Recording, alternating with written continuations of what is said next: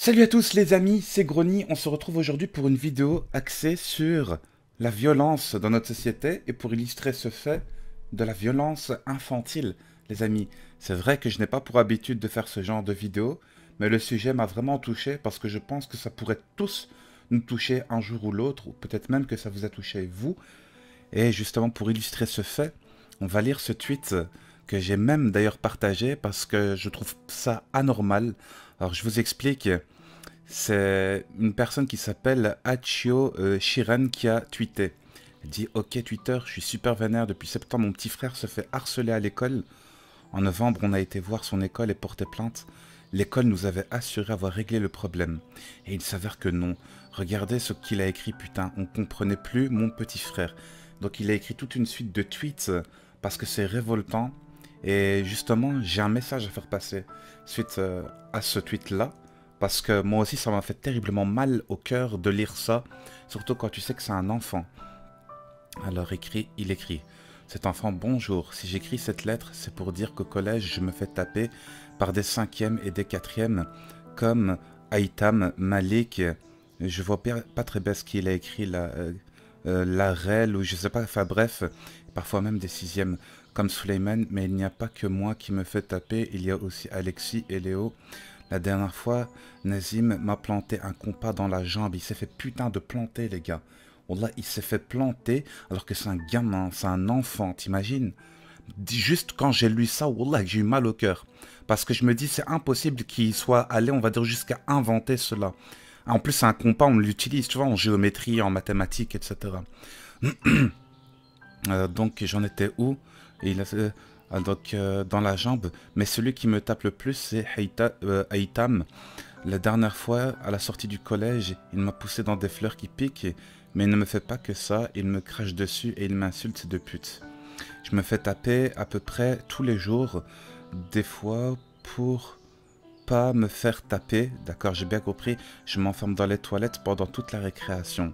Mais quand je dis à un adulte qu'il me tape, ils disent que c'est un jeu, mais quand le surveillant part, il me tape encore plus fort et disent que je suis une balance. Tu vois? Comment, à partir de quel moment un adulte peut considérer, et regarde cette incompétence aussi de ces sales PD de merde, de surveillants d'école qui en ont rien à battre au final. Ils sont là juste limite pour se faire payer. Parce qu'on en a vu aussi des histoires comme ça, hein, à notre époque. Moi, j'ai juste 30 ans, les gars. Wallah, mais ça me fait mal au cœur. Parce que je me dis, il y a des enfants qui vont souffrir alors qu'ils ont rien demandé. Tu peux faire des bêtises, on peut se disputer quand on est enfant. Ouais, ça m'est déjà arrivé de me battre avec quelqu'un, etc. Mais de là à planter un garçon, non. Même insulter quand on était petit, on n'insultait pas. Aujourd'hui, t'entends des fils de pute, t'entends des trucs de tarés qu'ils écoutent. Pourquoi? Parce qu'ils sont éduqués avec la télé, Internet, etc. Après, Dieu merci, tout le monde n'est pas comme ça. Moi, Wallah al-Adem, j'étais petit, les gars, j'avais le malheur de dire une insulte, mais limite, j'ose même pas imaginer la suite, je vous la raconte pas. Pas d'insulte dans ma bouche. Voilà. Donc, pour revenir à son tweet, on ne comprenait plus. Mon petit frère, il est devenu violent, colérique et il casse tout à la maison. J'avais déjà parlé de ça sur Snap pendant qu'on a découvert le truc, mais là, il a des bleus sur le corps. Ses lunettes sont pétées, merde, on l'a planté avec un compas, et ce même système de merde qui a rien fait. Quand plus jeune, je me suis fait bully. En gros, quand je me suis fait, on va dire, harceler. Hein, ne fait rien non plus pour aider mon frère. Ma mère n'arrête pas d'avoir le CP au téléphone, mais depuis elle y était allée en septembre, personne ne nous a rien dit sur ce qui se passait. Il a fallu une énième crise de colère qu'on demande à mon frère de nous décrire ce qui allait pas pour qu'il sorte tout ça. C'est un... Depuis septembre, il subit diverses agressions touchant sa couleur de peau, etc. Je suis passé par là et je vous jure que je ne laisserai pas bousiller mon frère comme ils m'ont bousillé. C'est triste parce que cette grande sœur, elle agit de manière empathique et de manière à trouver la solution et aider son petit frère. Donc déjà, t'as tout mon respect. Sincèrement, ça m'a fait mal au cœur quand j'ai lu cette histoire parce que je sais qu'il y a énormément de jeunes qui sont exactement dans le même cas. Et mon message, il est là justement. Si toi, t'es petit, il va peut-être t'arriver des merdes hein, dans la vie parce que ouais, il n'y a pas que des gens de bien sur cette terre. Il y a aussi des gens qui ont parfois, qui vivent mal ou qui subissent des trucs de mal, etc. Et qui du coup vont parfois refaire exactement ce qu'ils ont vécu. C'est triste, c'est vrai. Ça se trouve, c'était un garçon tout mignon, tout hnin, tout gentil. tout adorable. Et c'est exactement ce qu'elle dit dans la suite des tweets parce que je les ai lus. J'ai lu le thread en entier. Et il faut en parler. Il faut en parler. Tes parents, ils sont là pour ça. Ils vont te donner la solution. Écoute tes parents, ils vont te dire quelque chose, ils vont te donner la solution. C'est pas être faible, c'est trouver une solution. Tu te fais pas marcher dans la vie. Ne te laisse marcher dessus par personne. Parce que dans la vie, tu as des catégories de gens. Tu as les gentils qui acceptent de manière docile et tu as les autres qui en profitent des gentils. Ne te laisse pas marcher dessus par les autres. Sois noble, digne et fier. Vraiment, je te le dis. Wallah que c'est vrai. Vraiment. Et tu as tout mon soutien. Parce que moi, ça m'a fait mal au cœur, cette histoire. Et aussi pour finir, hein, le dernier message que j'ai à passer, c'est que les enfants, les amis, c'est l'avenir. Moi, j'en ai pas encore. Mais le jour où Dieu va m'en donner, c'est comme s'il te confie quelque chose d'extrêmement précieux. Pourquoi? Parce que c'est les liens de sang, c'est l'avenir aussi. Tu vois? On ne les laisse pas se faire bousiller dès le plus jeune âge. On ne les éduque pas dans la violence, dans la haine, dans le mépris d'autrui. C'est pas comme ça. Moi, c'est pas comme ça. Les valeurs qu'on m'a inculquées, c'est pas les valeurs qu'on m'a inculquées. Les valeurs, elles sont en perdition actuellement, dans ce monde de fous dans lequel on vit. Et c'est pas en écoutant du rap et des gens qui font les thug life, etc. C'est des merdes, ces gens. Ils valent rien. Wallah, ils ont pas de valeur. Ils valent rien. Tout ça, c'est des illusions du monde dans lequel ce sont des illusions. Les vraies valeurs, c'est la bonté, l'empathie, le fait d'agir dans le bien, de se sentir bien. Et quand tu es quelqu'un de bien, les gens, ils t'aiment. Je vous jure que c'est vrai. Et Dieu Tout-Puissant aussi, il t'aime. C'est le plus important. Ça, c'est le message que j'avais envie de vous dire. Franchement, moi, j'ai été éduqué avec des catholiques, avec des protestants, avec des juifs, avec des athées, des bouddhistes, etc. On s'en est bien sorti. On a eu des bonnes valeurs au final. Même quand on se voit parfois dans la rue, etc. Parce que c'est bien, avec le temps, on perd le contact et tout. On se salue, on est heureux de se revoir, etc.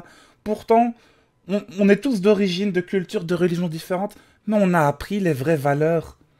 On a appris les vraies valeurs dans nos familles, dans nos foyers respectifs. Et toi, le petit là qui fait des violences, etc., remets-toi en question. Parce qu'un jour où tu vas tomber sur quelqu'un de plus fort et d'encore plus énervé que toi, il va te faire payer tout ce que tu as fait au préalable. Et tu vas regretter, parce que tu seras dans la situation de ta victime précédente. C'est tout ce que j'avais à dire. C'est vrai que je la prends aussi un peu à cœur, cette histoire. Non pas que moi je me suis fait bully quand j'étais plus jeune, etc. Mais j'ai toujours détesté voir quand j'étais petit, parce que dans mon cœur je suis comme ça. Quelqu'un, entre guillemets, nous on dit en arabe, ben, se faire, voilà, il se fait haggar, ça veut dire il se fait malmener, il se fait, ben voilà, prendre... Et moi j'étais pas comme ça, je faisais, qu'est-ce qui se passe, quoi? Je venais, je m'interposais. Aujourd'hui, les gens, ils prennent même plus le temps de s'interposer. Je vous jure, je vais vous donner une bête anecdote. L'autre fois, j'étais dans le métro, il y avait un mec, ça se voit, c'était un tox, un junkie, tu vois, il avait besoin de sa dose, il demandait de l'argent aux gens. Et puis à un certain moment, il parle à une vieille dame. Et puis la dame, elle avait un problème d'oreille. Tu vois? Et elle dit, pardon monsieur, je n'ai pas entendu. Et lui a pensé que la femme s'était moquée de lui. Alors qu'elle a dit, pardon monsieur, je n'ai pas entendu. Et ça se voyait que c'était une vieille femme qui était mal en point, entre guillemets, au niveau de, voilà, de son audition, etc. Et il a fait, mais ouais, il commence à crier comme un taré, tu vois? Ouais, il a commencé à crier. Moi, j'ai regardé ça, j'ai fait, what? Quoi? Qu'est-ce qui se passe, tu vois? Et il y a un autre homme qui était juste à côté de moi, et c'est un Renois. C'était un Renois aussi. Regarde, moi, je suis arabe. C'est un Renois. Il a fait, calme-toi, d'où tu parles comme ça? Ça pourrait être ta mère. Ça pourrait être ma mère. Tu respectes les personnes âgées. Et je vous jure, les gars, dans tout le wagon de métro, les gens, ils étaient là, ils étaient avec leurs écouteurs, iPhone, de khara, de merde. Ils lisaient leurs petits books, etc. En mode, je m'en bats les couilles de ce que la femme elle est en train de subir à côté de moi. C'est quoi ça? C'est quoi ce comportement? Wallah, ça me fout les boules. Moi, je suis parti, je lui ai dit, tu ouvres encore ta gueule, on va te... Wallah, l'adem, je lui ai fait comprendre en fait, mais j'ai été gentil. J'ai été poli sur le coup. Je lui ai fait, calme tes ardeurs, descends à l'arrêt de métro. Va demander de l'argent à quelqu'un d'autre, tu parles pas comme ça aux personnes âgées. Tu vois? Et le Renoir, il était avec moi pour m'appuyer. Il a bien compris qu'il fallait pas faire le fou dans ce wagon. Et il s'est cassé. Tu vois? Et wallah que ça me rend fou. Et j'ai déjà parlé de cette anecdote. Aujourd'hui, je saute le pas en faisant ce genre de vidéo. Je m'en bats les steaks royales, les gars, que vous n'appréciez pas. Parce qu'au final, il y a un message à faire passer. On laisse pas les gens faire de la merde autour de nous, il faut agir. Il faut... Si tu veux pas que tout se détériore, il faut agir. Il faut qu'on soit actif. Tout comme ce petit garçon que je vous ai parlé qui s'est fait bully, etc. Laissez pas les gens autour de vous se faire détruire. Communiquez, trouvez la solution. On demande de l'aide, en l'occurrence. Bah voilà. Et si, voilà, t'es adulte et ça t'arrive, etc. Interpose-toi. Interpose-toi. Ne laisse pas le mal dominer. C'est tout ce que j'avais à vous dire. Je suis désolé, les gars, si j'ai un peu haussé la voix, etc. Parce que moi, c'est le genre de truc que j'apprécie vraiment pas. Je suis quelqu'un de plutôt doux dans ma nature. Je vous demande même pas de pouce bleu ou de quoi que ce soit. Partagez cette vidéo si vous voulez. C'était Grony. Moi, je suis en live sur Twitch. Bye bye, les gars.